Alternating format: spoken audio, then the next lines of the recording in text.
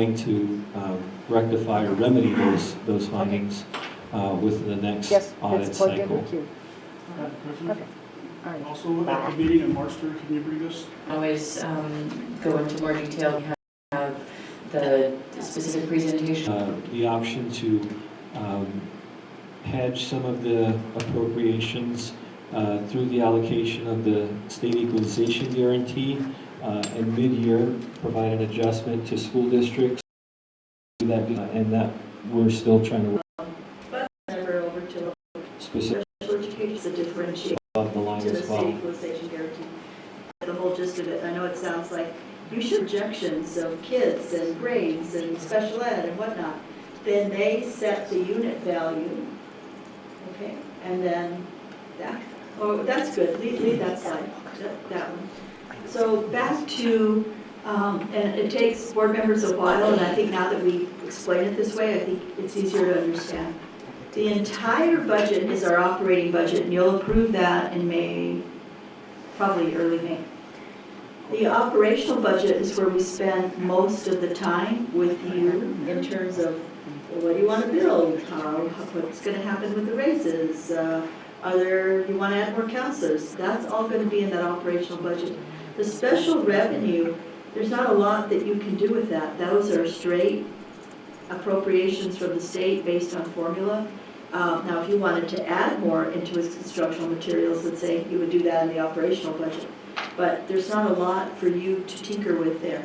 The same thing from the operational yeah, right. to special Or to reprioritize how you want to spend it. You don't. That's why we don't spend time with you on it. The capital outlay, you wind up $2 million and there were transfer from the early childhood department to the public education department for administering, and having heard a couple briefings on this in the past 2 days on the early childhood education. Because we came back, right? It's going to require a lot more. I think we can apply for more pre-K. I think we're not required to provide it yet. I mean, we're not required to provide a certain level of programming. I think it, right? I think, from my understanding, So right now in our district, we apply. let's assume we have 100 kids there that need pre-K. Right now we're giving 80 kids pre-K. So that means we're going to go apply for the additional 21 kids with this money? Or do we have to apply, not apply? Is it required on the district? Or we don't know that? I don't think it's that prescriptive, and this year they have said that at least at the aggregate level there are no new pre-K slots in public school, that half-day slots need to be converted to full-day slots. I'm not clear as to whether that means Santa Fe Public Schools has a fixed number of slots or whether we could add slots if somebody else decides they need fewer slots. I think by and large there will not be a lot of expansion in terms of pre-K in the next school year, but that there may be some conversion of those slots from half-day to full-day. I don't know, how do we have half-day slots currently? Not anymore. Okay. Because We would like to expand. So then, this whole, so I guess this whole hype about pre-K that we see statewide is for certain school districts like ours, it's not really that. We're already doing it. we would like to expand, and hopefully within the next year we'll be able to. But we also have to consider that when we have, and I like full day better, it's better for parents, it's better for everybody, better outcomes. But you need more facility space. And so I think for some schools and some communities, that's going to be problematic because they're able to, within their school, offer half day, and now they go all full day. They may have to cut programming, especially if there's not a private provider in the community. Devil's always need details, as President Noble said. Underage vaping, the Tobacco Act, Products Act passed, so you got a couple of things there that were high priority for the board. The ROTC certification, there was no legislation introduced. I think it couldn't get it on the call. The ERB waiver for retired employees working .25 and non-retiree subs, no legislation was passed. But Senate Bill 11 is really important, and we will discuss that at another time. amends the current provisions to eliminate contributions for return to work, that's going to be helpful. But what's not listed here is the other change to the retirement, and that is, I think, at age 55. Did that not pass, do you know? No, I know it's not part of 111, but there was a different bill that if you turn 50, you can't retire before age 55, or if you do, you will not be covered under retiree health care. So I need to see what happened to that bill. And I don't know if that one passed. It's a different bill. Yes. We were at our conference last week, and through the director of the ERB, it was our understanding that we were planning on extending that.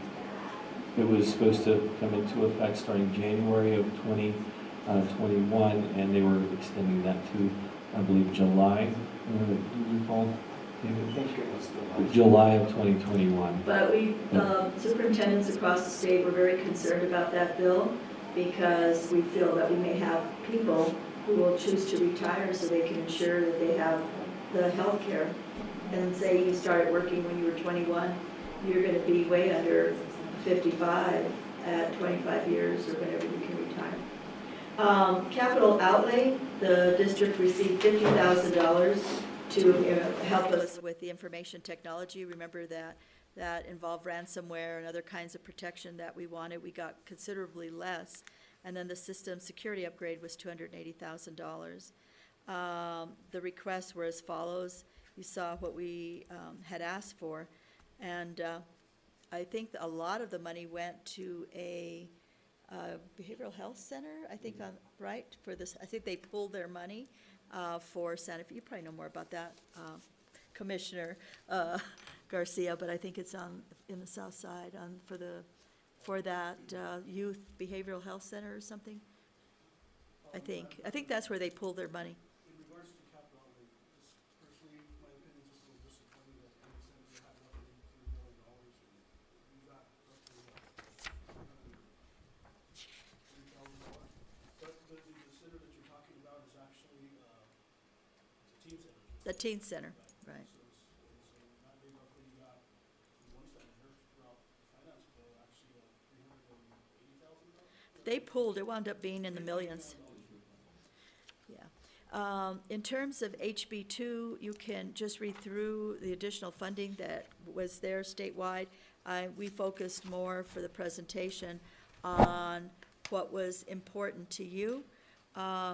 18 and 19 goes more on to what was there that we thought you would find interesting. And then after you read all of this and we give you a more detailed cheat sheet, you let us know if you'd like a presentation on just the 2019 legislative session. So we'd like to move on to slide 20, and I'm going to turn this back over to Herman.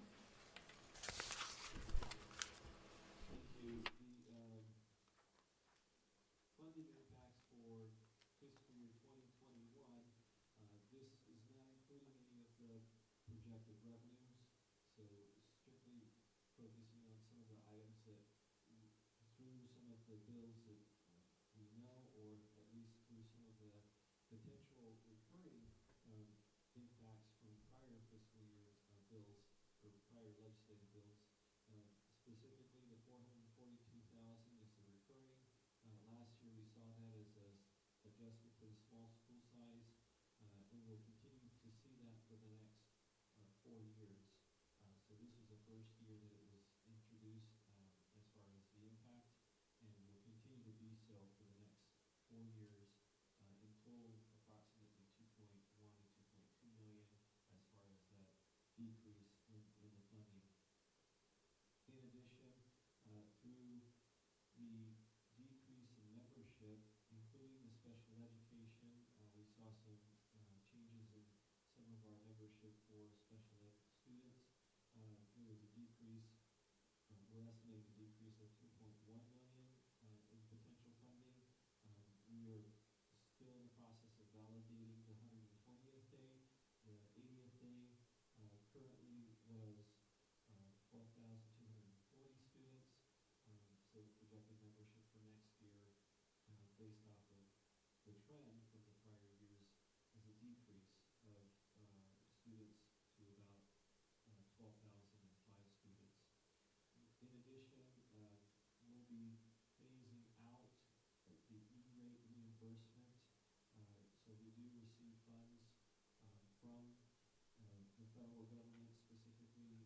PUSAC, which provides reimbursable funds for any of the broadband internet that is implemented into the schools, and any of those costs were previously funded at 90% or reimbursable at 90%, which will scale back over the next 3 years.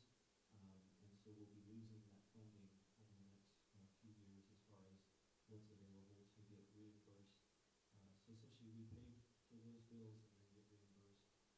The NIMSIA benefits increase, we estimated based off of what the total employer portion would be, but we do also have an estimate as far as what the employees portion. The employer's portion is $325,000, and also the retiree health care. There was an increase for a proposed legislative bill in this legislative cycle that increased for the employer to 0.17% as an increase. Excuse me, 0.33% as an increase, which would potentially be $240,000. And we also have the employees portion that we're estimating that they might need to cover as well. But in total, we're looking at about just under 3 million or so in terms, excuse me, 4 million in terms of the total impact for these items. Obviously, these haven't been validated. They haven't been certified in terms of whether it's going to be an adjustment on NIMSIA. They still have to issue their policies, and also the retiree health care. He asked what NIMSIA was, New Mexico Public Schools Insurance Authority. I just want to say something about these numbers. So, behind the envelope, I came up with like a 4 million, right? That's what you just said, a little under 4 million. So roughly, we're lucky. Our budget, you can always estimate. It's about $100 million budget, right? 180,000 above that. But so you're looking at a 4% cut if all of that were true. And of course, we don't know how the units are going to play out, right? And what the increases are going to be. But let's just say everything was even, you're already just starting, if we got a 4% increase in revenue, then you're starting pretty flat. Now, how the units fall out is going to be a whole nother ballgame. And so there's all these moving parts. So it's too early in the game right now to get excited one way or the other. Are we going to be in great shape? Are we not? This just continues to play out. And the big next piece will be when we go to spring budget workshop and learn more. Now, that doesn't mean they'll set the unit value then. I hope they will, because districts have to build their budgets, and they have to, we only have like a month or two to build them. So we'll start our work based on this, okay? That doesn't mean that we can't think about priorities or other things that we want to do, but this is where we're at right now. But it's not a panic time either, because we may not fall out this way. No, did you just say they may not give us the unit value at spring budget workshop? Sometimes they don't. And this year, that's like April 3rd? Yeah. April 1st and April 3rd. Okay. Yeah, and we still haven't received our instructions for a, K-5 plus, extended learning. I mean, there's so much, the pre-K applications. And so can you imagine what we're going to be going through in May to try to scramble and get everything in, and the budget? It's going to be insane. That's what I'm imagining. Again. Last year was the same thing. Secretary Garcia. So, I say this for the record because this is why we get elected, right? This is what they make some hard decisions, and this is why we're actually doing our study with the superintendent to bring forward. If you look at page 20 there, this first one says, phase out small schools, small sizes, almost $500,000. And put the little asterisk down here, what does it say? Santa Fe Public Schools may need to phase out small schools adjustment. That's right, that's your kind of over 5 years. That's why we do that, right? It's not May, it's happening. So we lost 400,000 last year. So now this year, the impact to the budget's really 800,000. And by the time you're done, it's over 2 million, two and a half. So this plan that we're gonna actually do may consider totally small schools, is that what it is? It could, but you could also come up with ways of how to monetize schools to be able to offset the revenue. Or you may come up with creative ways of how to get more kids to come back to the schools. And so that's why we're looking at all the pieces. But I don't think the study per se is to identify, we're going to close school X. We may come up with a process for how schools do pass a policy. Now, you may wind up there if there aren't any other inventive ideas, but the idea is, how do you offset this loss of declining enrollment, right? Because we just saw that there, declining enrollment, $2.1 million. It's going to continue to happen, and you're going to continue to, not going to get the small size adjustment. So you're right, these are true realities. I don't think that we're in a budget, that we'll be in a budget crisis as we build budget, which is, that's why now is the time to, when emotions aren't real high, to come up with creative ways of how we're going to address this never-ending budget shortfall. And those bullet points, at least the first two and the last two, are some of the structural budget issues that we have in small size adjustment going away, the declining enrollment, which has lots of factors in it, and then the fact that healthcare and insurance costs are increasing. The board has had a long-standing policy of holding our employees harmless around the cost of insurance. So we have, for many years, and Vice President Price could say, in terms of how long she's been on the board, but always doing that, so that our employees don't have a pay increase and a pay cut at the same time. That has those comments. Seriously. But ultimately, you know, we do have some structural issues, and the idea is that we can take this time while we're not in a panic, because we are likely to see an increase, we don't know how much, in the unit value, and therefore some new revenue. But the idea being, at this stage, we have some space to really think about how we structurally meet these challenges. And it's not going to be easy, and we do have to be creative and intentional, and you know, the hope is that we can do that well, because in essence, those first two bullet points, not changing. I mean, once we're phased out over 5 years, then we're phased out. We won't continue to lose the small school size adjustment, but again, it's about a $2 million hit over time. And we are likely to see, because of birth rates, you know, some enrollment declines continuing, as well as the shifts in our physical locations and demographics in this community, unless we see a massive influx of housing on the north and east sides and infill and that sort of thing. But also insurance increases, those things aren't going away. So hopefully we can, and you know, this looks the same. As long as I've been on the board, and I think I've done one more budget than the years I've been here, but these bullets are always the same. And MCA increases every year, and so. And we don't really get adjustments for fixed costs. It's been tied, right? I mean, it's been, I mean, look at data for years, right? We don't get those increases. And to the point of what's happening with the Yazzie Martinez lawsuit, and Dr. Garcia's mentioning this, but there may be additional requirements in terms of at-risk, in terms of, you know, how we're meeting the needs that are outlined and the items in the Yazzie Martinez lawsuit and the decisions. So how PED decides to implement those requirements will then affect our budget. And you know, honestly, I'll say in this context, I've said it before, but I sat through just about a decade of city budgets, and it's way more straightforward than school budgeting, in part because you are able to make plans, you have certain tax revenue, you know what you're dealing with, you don't have this last minute, oh, now we know what our revenue is because we have the unit value and the requirements, but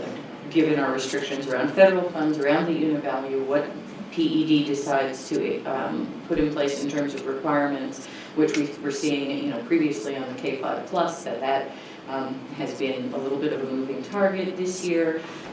School budgets are incredibly complex, and kudos to Dr. Garcia and you, Edmond, and all of the team for bringing forward what makes it make sense to us. But in my view, it's crazy how we do this and how we do it at the last minute, and that school districts have to be so reactionary to a really intense timeline year to year.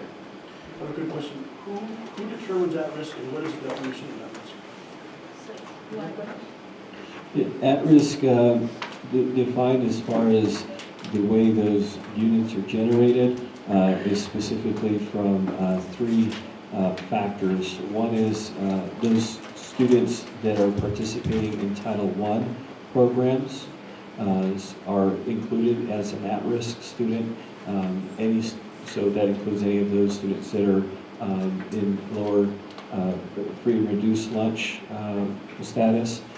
Also, those students that are continuing to have high mobilities across different either districts or schools themselves. And the last factor, I'm not remembering what that one is. Yeah, that's right, sorry. English language learners. And so those students are also considered the at-risk. And we do have an issue that will be coming up that can impact Santa Fe, and that is the census. And also how we count out the following next year, Title I, which will also impact free and reduced lunch, will not be based on the census data, like your community. It's going to be on actual forms. And many of our immigrant families do not bring those forms in. So that's going to affect free and reduced lunch and Title I for next year. Prospectively, with the 2020 census, if families are not counted, and that also is going to impact our funding. So then if we have less kids qualify for Title I or free or reduced lunch, that's going to also impact your at-risk factor. So it all ties in, and it's not a pretty picture. Madam President, just really quick, so the public schools has the data following child, whatever they are, that they've done this, they've gone here, they've gone here, they've done this, in order for us to submit it to public education department for every single student out there? Absolutely. That's correct. Absolutely. The whole state does that. Also, Madam President, I have to excuse myself. We're meeting here at 5 o'clock. There's a lawyer that can fall from the street. And Mr. Garcia, I'll be happy to go over it with you at a later date. Are you going to an NPO meeting? That's an export. No, I know it well. I used to staff it.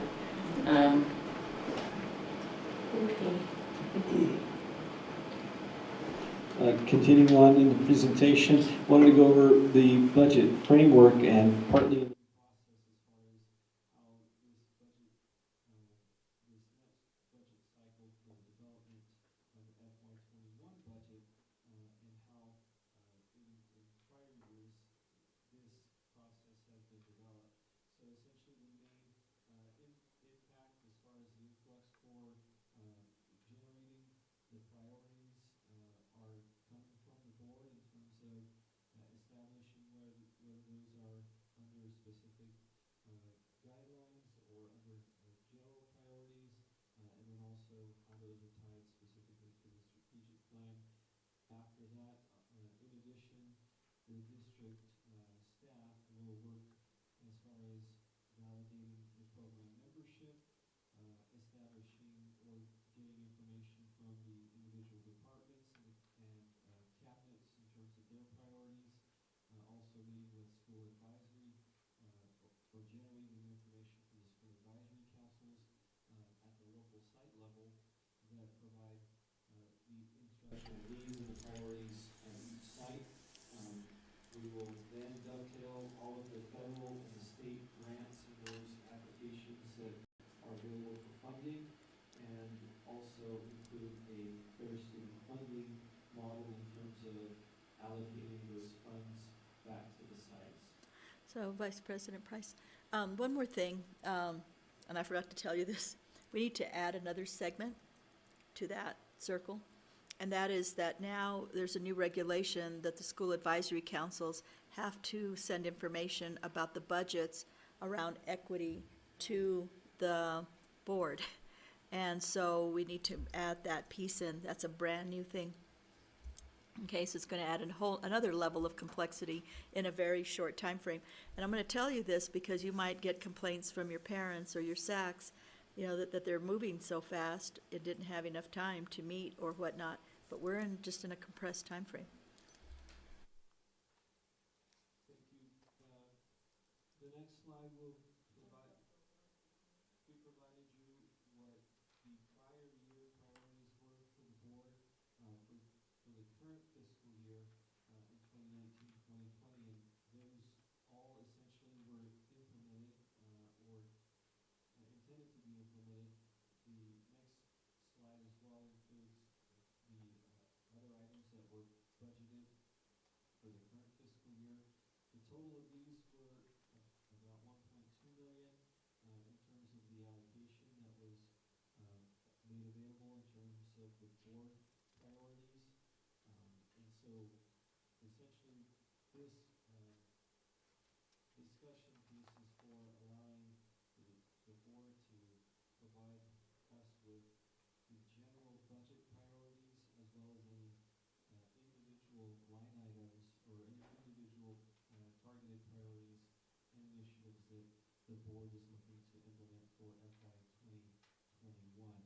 As we had looked into the prior 2 years, we did have some of those priorities that were potentially going to be phased in over the next few years. Specifically, we looked at nursing and trying to transition some of those health assistants into nurses, and also look at some of the other potential implementations over the next few years. And so the next slide is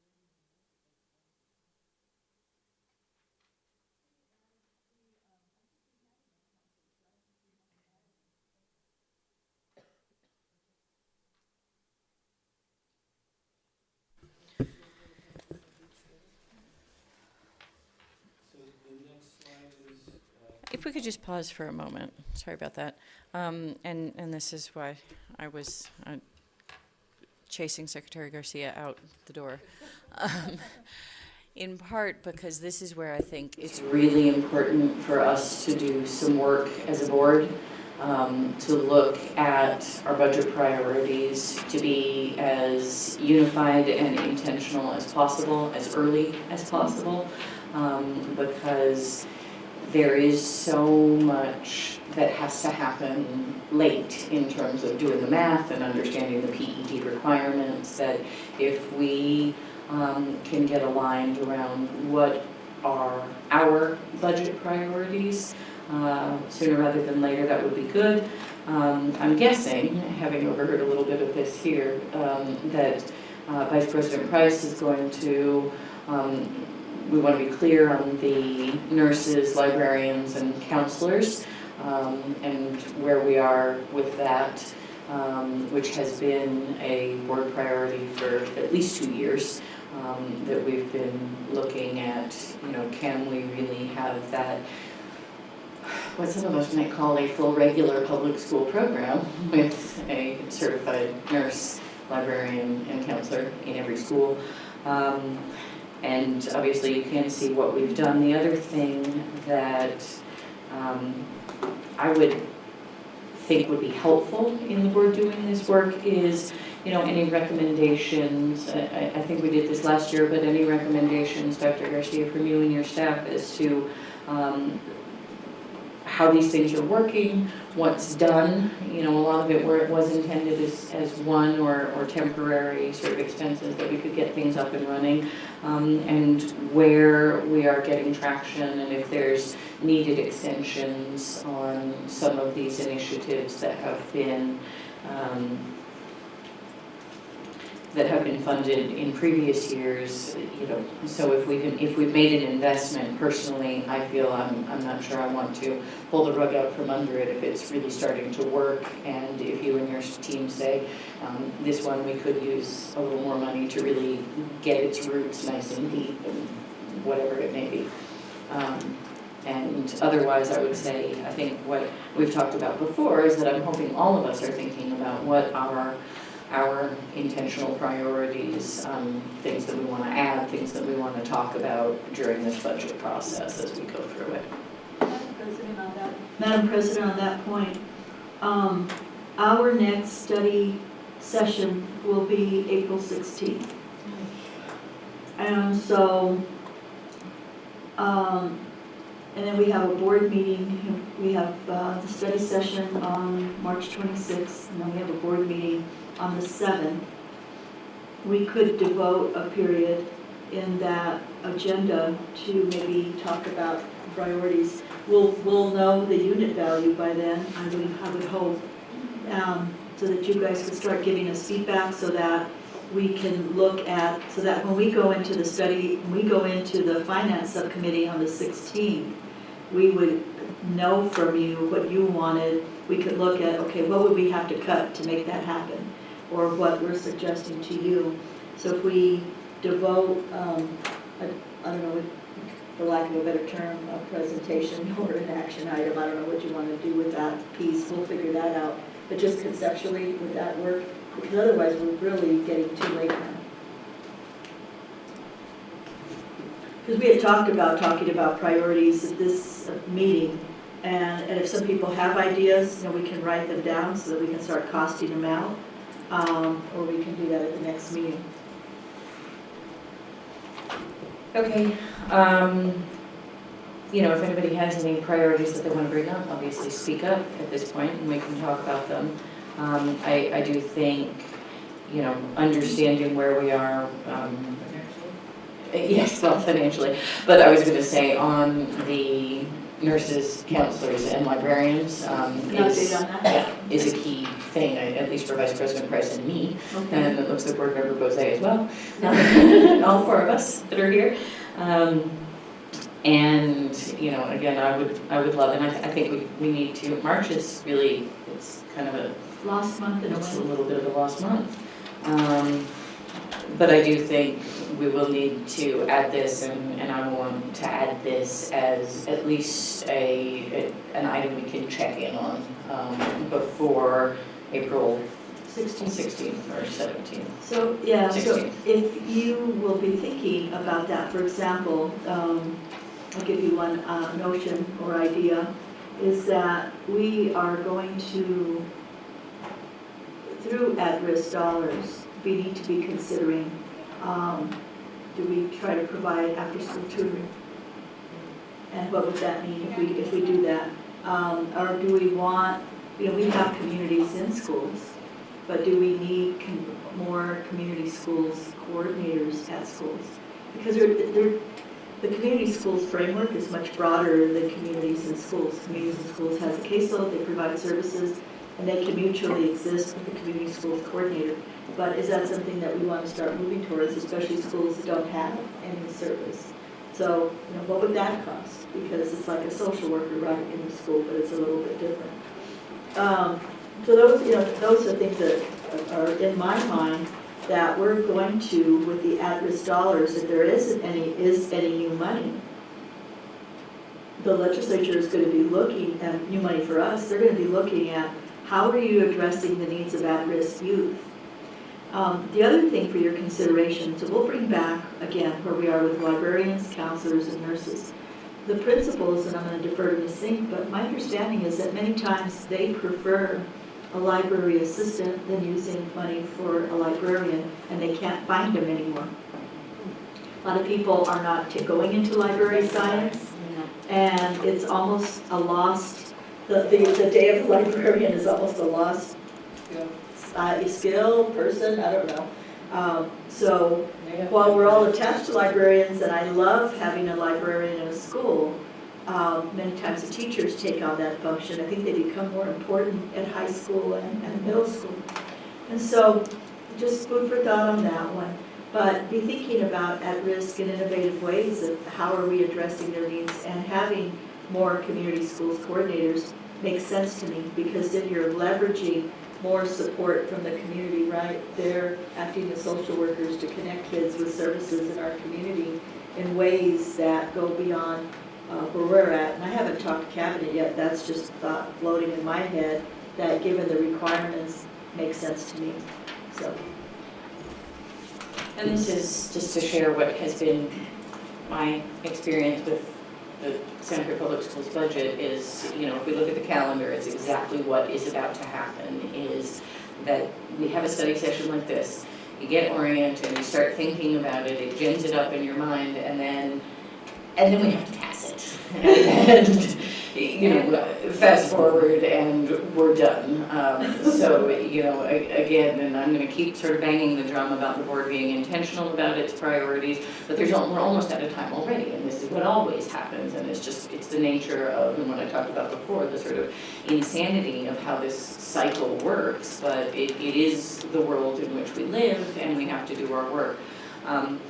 For my part, I would say, and again, it's a little bit of a question about what's needed, and Howard's here, thank goodness, but for me, the recruitment and retention of staff is it's everything. It's the thing on which it all turns. And so any additional resources that we can think about going there, because if we don't have teachers in the classroom, principals who know how to do the job and lead, it's just, not to mention EAs and everybody else, custodians and bus drivers and cafeteria workers. So how we take care of our staff and continue to say, I think in part because of the board and the district leadership, that we've done a pretty decent job of staying ahead of what is an absolute crisis in staffing in schools.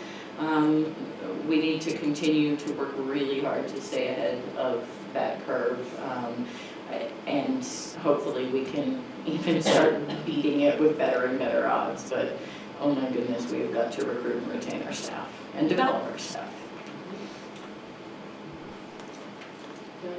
Please, Vice President Price. I still want nurses rather than nurses' aides, if we can do that. Okay.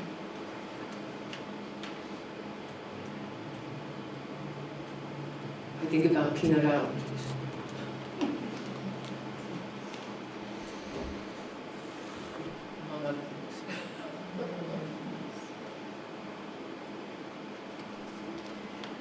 Okay, any other comments here? Ready to move on? Thank you. So in terms of the timeline for the budget process, highlighting some of the significant milestones in terms of how this process is planned out for the next few months. The district is looking at validating again the 120th day, so we're essentially already completing that process now at the end of February. May I interject something? I know it sounds weird when we say we're trying to validate the 80th or 120th day. That's just the way we talk about it, but we're validating the membership that we submit to the PED that then impacts our funding.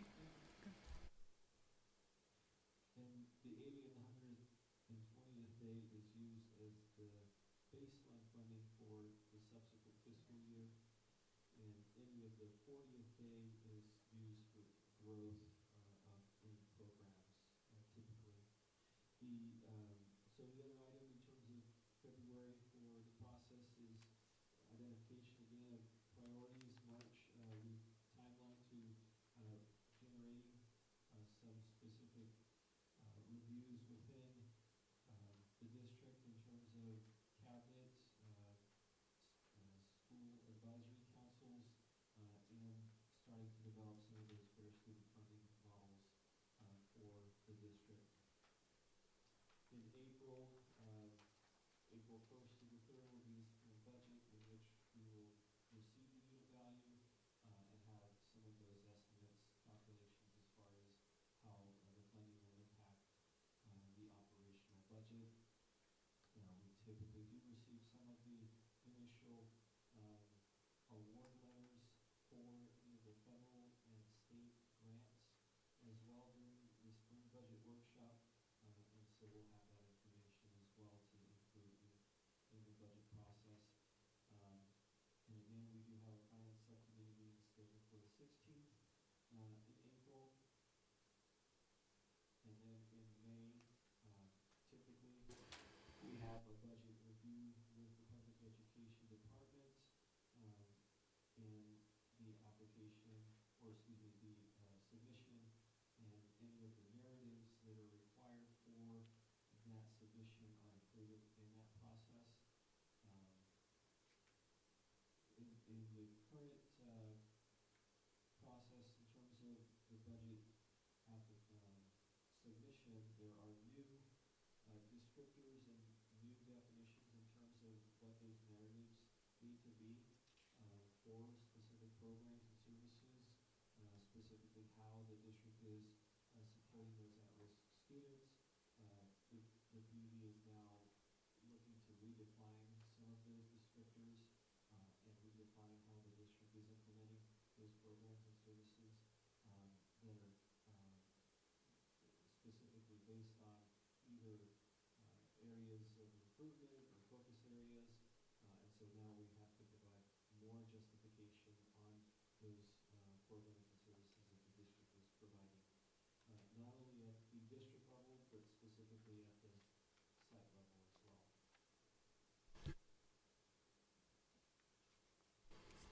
So in May, the district intends to have that submission, including all of those narratives and transparency for those per pupils for the site level and the district level with any of those rationale as well. Make you aware of something that's very different. And I'm going to say it several times, not today, but in future meetings. It's important for our public to understand that, and that is for the first time there will be a requirement that each school shows its, when we submit it, your per pupil expenditure. It's out of Senate bill, can't remember the number. I know that the sponsor was Jacob Candelaria, right? And that's great to a point, because per pupil expenditure doesn't tell the entire story. And I'm going to say this now, and I'm going to say it other times for anybody that's watching. You can have a small school is going to have a higher per pupil expenditure because of economies of scale, and a larger, and I wish Mr. Garcia was here, but I'll talk to him about it, and a larger school is going to have a lesser per pupil expenditure because of economies of scale. But they have a larger budget. And when you have a larger budget, you can provide more offerings.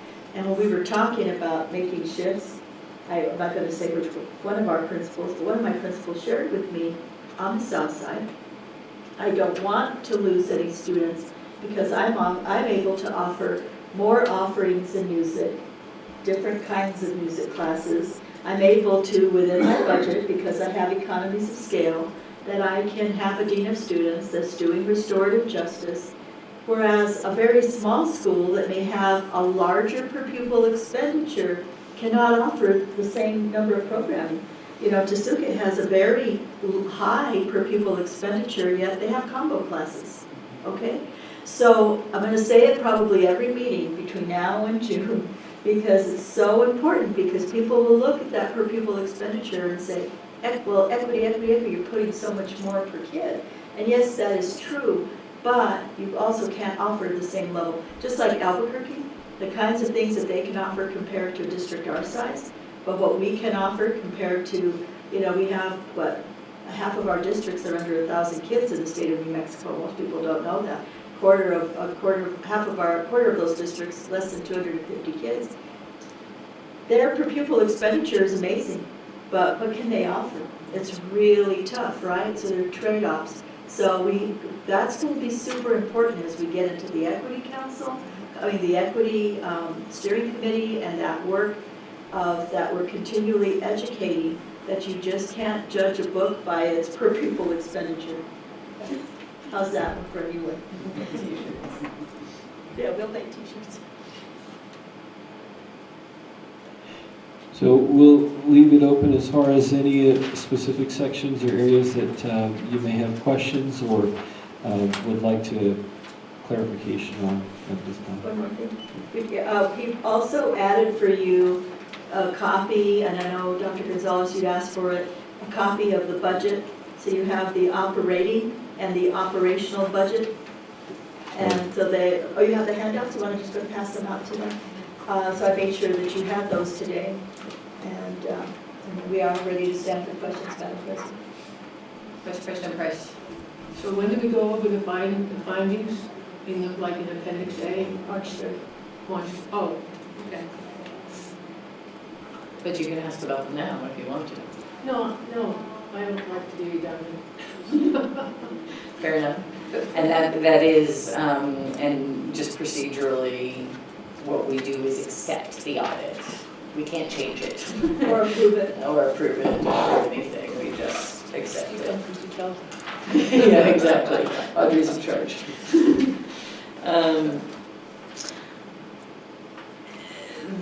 So just a couple of questions, because I'm trying to get my head around the timeline.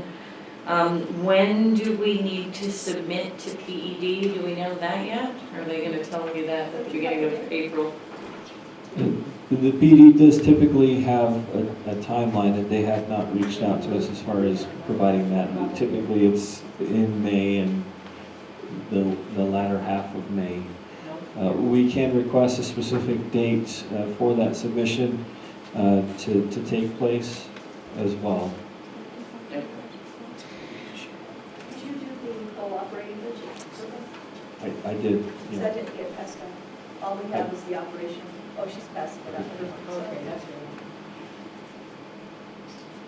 right. And I'm not sure we did have a budget or a decimal problem on that No. other page. It was just, I couldn't see it for whatever reason. You said it was such a dory, I believe. I'm sorry. All listed. And And I was like, why didn't I catch that? yeah, no, I think it's right. I don't know. I don't think it is. We can look back, and it is, there's different ways throughout the presentation, which is fine, but I think it is right, because now I've stared at it a long, long time. I think it's fine. Dr. Gonzalez.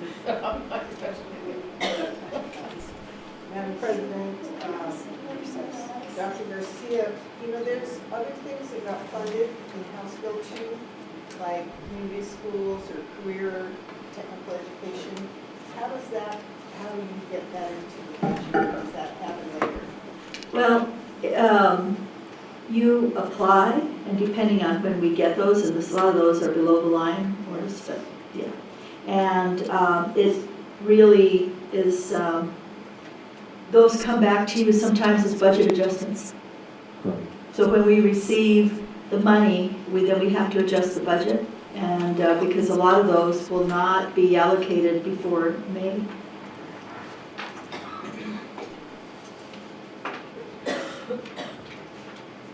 Also, on that, Dr. Gonzalez, you probably also know that not everybody gets all the money, right? So it's not like they take that 3 million and divide it through 89 districts. Well, the 4 million. It's not going to go very far. For the community schools that were already funded last year. Correct. Can you talk a little bit about the SAC process and timeline here, because it looks like that's happening in March. In March, of course, because of spring break, is just a complicated month for schools, no matter what. And Madam President, members of the board, we've been tracking, do our schools have SACs? And they'll say, yes, we do, and then you find out, like, maybe not all of them do. So then we've said, okay, you have to provide the names and, who's actually on your SAC. And Which school advisory committee? Council or committee, is it a council? School advisory council, I think. And so the process is that the schools don't have, when are you all meeting with them to give them their budgets? When will you be doing that first round? But fairly soon, I would imagine. But they should be meeting within their school, looking at their existing budgets and see what they want to prioritize. It's really fascinating because this whole requirement of looking at it through an equity lens, we already addressed that in our district with our fair student funding formula and how most of our district qualifies as at risk anyway. So how the budget is built, right, where we have many of the programming, we do address it. But they're supposed to be looking at it with that lens. And then when the principals go through their budget, we don't call them defenses anymore, we call it budget workshops. They bring their individual budgets, and we do that at that time, which is in April, correct? Yeah, I believe last year it was conducted in April, mainly because I had started with the district a little. But I do think we need to give them that amount of time because the SACs aren't going to have time. I mean, they should hopefully already start, but we need to get them going. So I think when we have we meet with all the principals next week in the All-Star meeting, we should encourage them to begin that process immediately. Just one last point, it is mentioned here, but we do have SAC training, and James has run that in the evening where we have all the SACs from all the schools come in, and he does a big training of what needs to happen and how they decide and what they work on and that kind of thing. So it's a We'll big have night to for add us. the equity lens to that so that Sure. they can also address that because that's a new requirement. And that's one, I think you've done a good job of letting the board know when it happens in the past, but it's sort of an interesting thing because this is our opportunity for participatory budgeting, if you will, and we have these councils in schools that are, I think, a variety of functionality across the district. And what I have heard over the past couple of years, and I think last year it went pretty well and there was a lot of positive feedback, the request has been for more information sooner, and in some cases there are complaints that principals use them as a rubber stamp or don't really listen to the SACs or what have you. And, that may or may not be true. There's a lot of different versions of events. But this is a mechanism to encourage real engagement at the school level that I feel strongly we need to continue to strengthen. I think they've been getting stronger every year, and the process and the evening presentation last year, honestly, I loved. And so would like to come again, if possible, just to listen and sort of feel the vibe in the room. To get it scheduled soon. But again, this is going to be sort of a wishful thinking exercise for a while because we don't know until April what the unit value is going to be. However, when the board has created priorities, which I think is great and it makes us more uniform in terms of a school system, but like every school will have librarians, counselors, nurses, then that takes away more autonomy from the school, right? Every time you all mandate certain things to be in the school. To be honest with you, it's like a family building a budget, and then, you have to pay the mortgage, you gotta do this, that, and the other, and we have a whole $100 left for discretionary funding. And so, by the time we pay for the council, all of those people, and the teachers, and the EAs, and so on, there's very little money left when we look at what's in the budget for them to, and then if we have to do more for at-risk, there's very little for them, and I can see why people would feel disengaged, like, okay, I get to come and decide that we have $200,000 to play with, or maybe not even that much. So it's well intended if you were fully funded and sufficiently funded, where you could say, well, we have X amount of money to put in after-school tutoring, or we want to do Saturday school, or we want to do restorative justice. We're not funded that well yet. Well, and I honestly feel it's got to be a little bit of an and both. Of course, the budgets are difficult, and we never, ever have enough money to do the things we need to do and want to do. However, this is a mechanism for increasing engagement, and we've got to continue to make it stronger, and, in my view.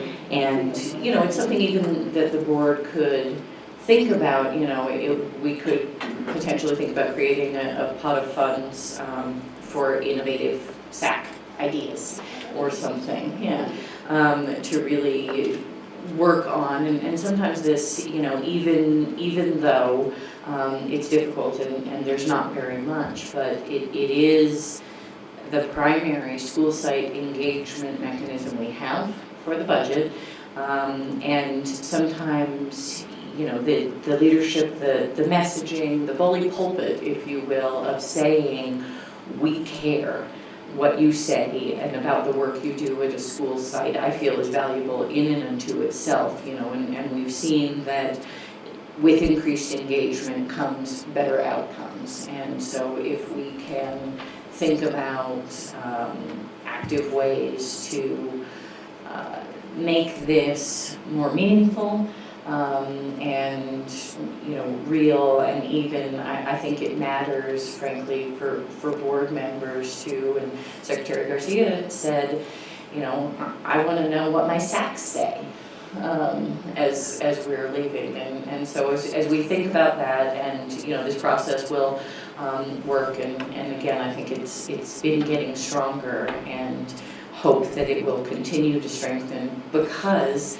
it is a door to increasing engagement at school sites, which is a mechanism for improving outcomes. And, you know, the more we can engage our communities, the more we can, you know, think about the community schools model. And these folks are really our first and most engaged people, those who are on SACs. They're the ones who sort of are, you know, the primary sort of super volunteers, if you will, almost at every school. So magnifying that, and how we continue to sort of really boost the SACs, particularly for the engagement exercise, seems pretty important. Madam President? Yeah. Something I'd like for you all to think about, I mean, I like that idea of maybe setting aside a certain amount of money for the creative ideas. Where people have the less wiggle room are your small schools, particularly when we do fair student funding formula to address the needs of at-risk youth. We have to supplement these small schools so that they can build their basic program. So they even have less discretionary money. With that said, some of those small schools have PTAs that raise large amounts of money and supplement them. And then we have a couple of small schools that don't have any PTA. And so, you know, as we look at equity and setting aside money, this is just food for thought for you to be playing with, because I'm playing off of your idea, is that maybe we set aside a certain amount of money for small schools that don't have that extra wiggle room, that don't have PTAs that fund a lot of money to level the playing field, so maybe they could do something else and addressing equity, right? And so just food for thought of how we can, you know, continue to play with that. Vice President Chris? Yeah, in speaking about equity, you wanted us to pick a person from our district, remember? And we'll do that in the study session. Yeah, but I just want to, I have a quick question. I talked to somebody, and they wanted to know, what is the time commitment? So, Madam President, members of the board, I think that's going to have to be decided by the people that are on it. I can talk to Ms. Noble. It's a good question. But I don't know if it's going to be once a month or every 3 weeks. Probably for 2 or 3 hours. I mean, I can't imagine that maybe there might be one big day where they spend roll up their sleeves and do a lot of work. I don't think it's going to be more than 5 hours a month, I would say, on the average. I can't imagine that it'd be more than that, right? But that's just a guess. Tonight's back of the envelope guess. Other thoughts, questions?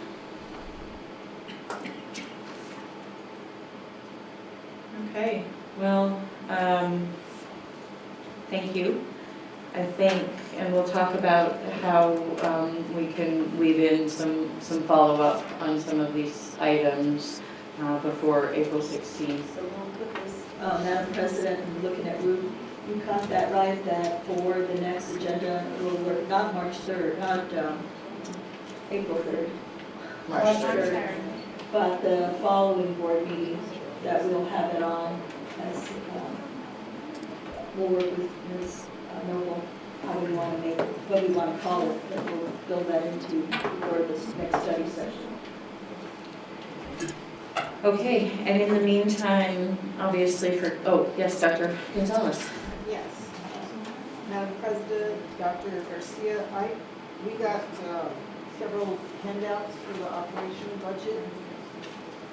I have two that are operational expenditures and operating expenditures.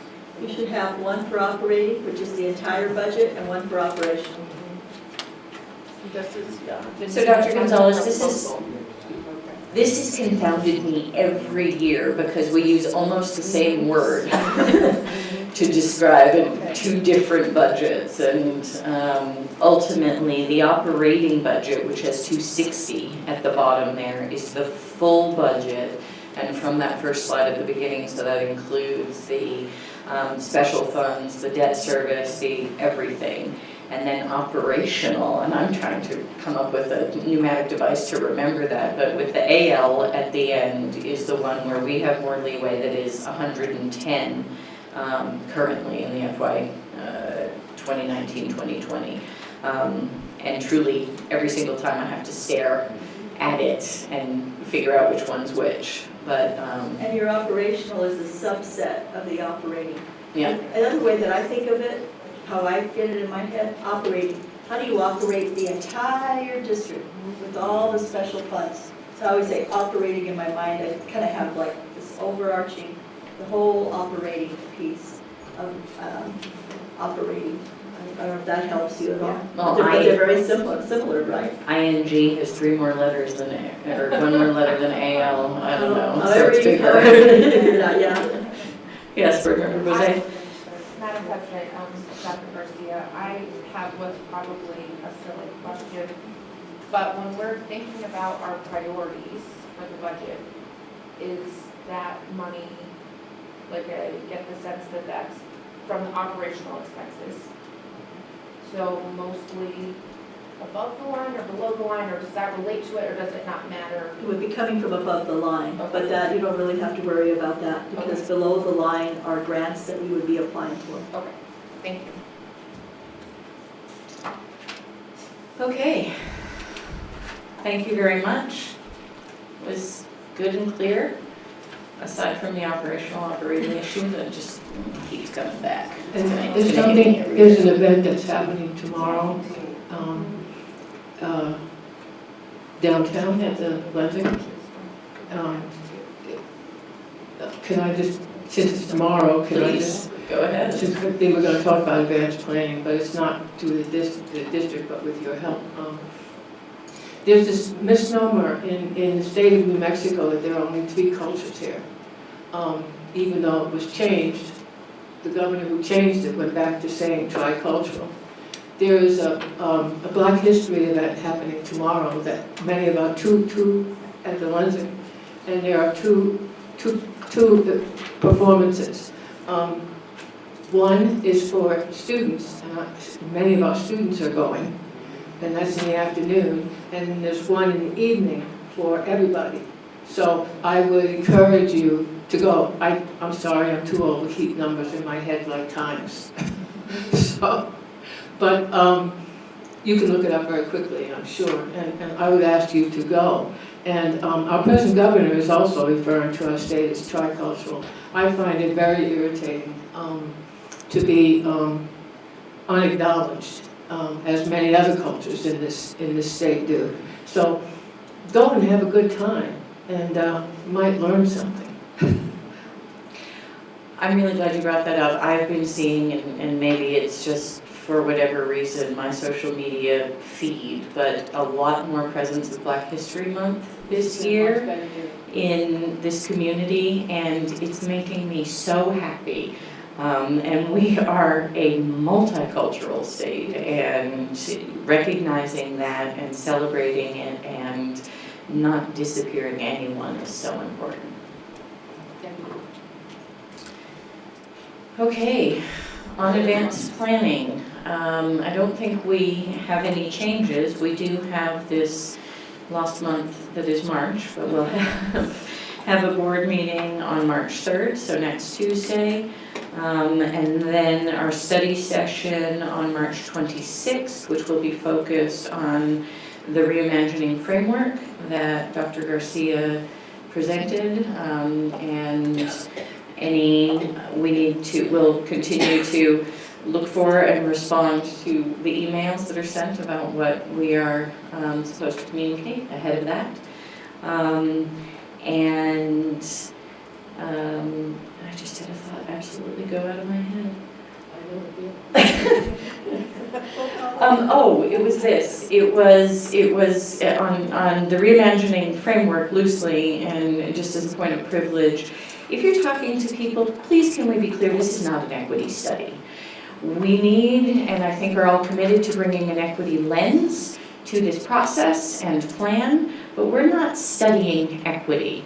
We are working on it, and we hope to, assuming that there is an adoption of this framework and process in some form, hope to have actionable steps that improve equity at the end of this, but it's not a study, and so I've been meaning to write to the newspaper. Dr. Garcia has a nice note that is up on the front page of the website, or at least linked to there, that talks about that, and I would just ask that all of us, when we're out in the community, because the newspaper, frankly, has not framed it accurately or correctly, in my view, that we work to correct that and say that, look, we're not studying it, we're working on an entire reimagining process with an important priority being increasing equity, but that we hope to get to an action plan or action steps at the end of this, not a study that goes, we have equity issues. So, it got under my skin a little bit. Anything else on advanced planning? Anybody else want to riff on anything on the newspaper irritation? Okay. Thank you very much. We're adjourned.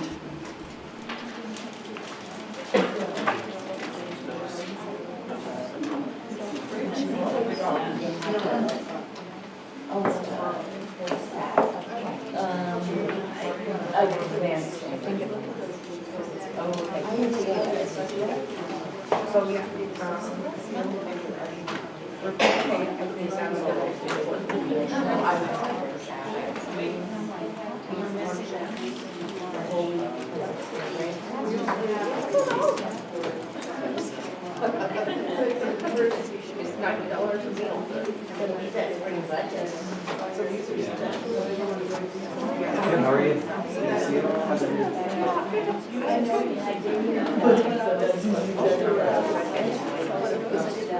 So I don't think you have to do that if you want to. Or a meeting presentation. What are other people going to the same things, discuss them, is it better for us to know different things in the world?